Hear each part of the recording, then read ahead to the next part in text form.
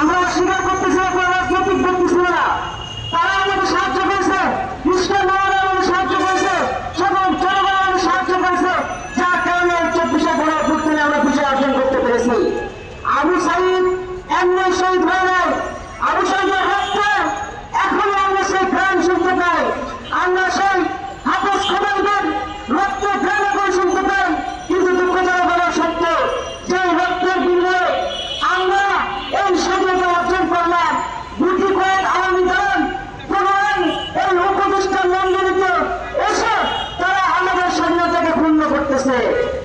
আপনারা জানেন যে বর্তমান দুজন উপদেষ্টার মধ্যে বর্তমান উপদেষ্টা মন্ডলীর মধ্যে দুজন উল্লেখযোগ্য ব্যক্তি আছে যারা বিতর্কিত। তার মধ্যে একজন হলেন শেখ বশির, দ্বিতীয়জন হলেন ফারুকী, গোলাম মোস্তফা সরোয়ার ফারুকী। শেখ বশিরকে শেখ বশির হচ্ছেন গত 24-এর এই আওয়ামী দালালদের মধ্যে একজন। তার ভাই আপনারা দিয়েছেন সারা দেশে একজন বড় সন্ত্রাস। সে তার ভাই মিলে দেশে ব্যবসায়ীদের চিহ্নিত করে গেছিলেন, কিন্তু এই আধুনিক ভাই শেখ বশিরকে পুরো এই উপদেষ্টা নেওয়ার কারণটা কি? আমরা দেখতে পাচ্ছি বর্তমান উপদেষ্টাগণ এই আওয়ামী দালালদেরকে নিয়ে পুনরায় আওয়ামী লীগকে পুনর্বাসনের চেষ্টা করতেছে।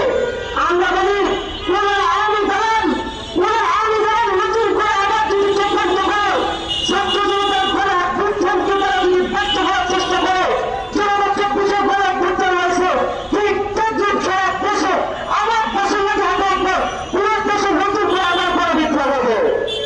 সংবাদ উপস্থিতি আমরা বলি যে আমরা 24 ঘন্টা আলটিমেটাম দিয়েছিলাম, ওনারা মনে করতেছে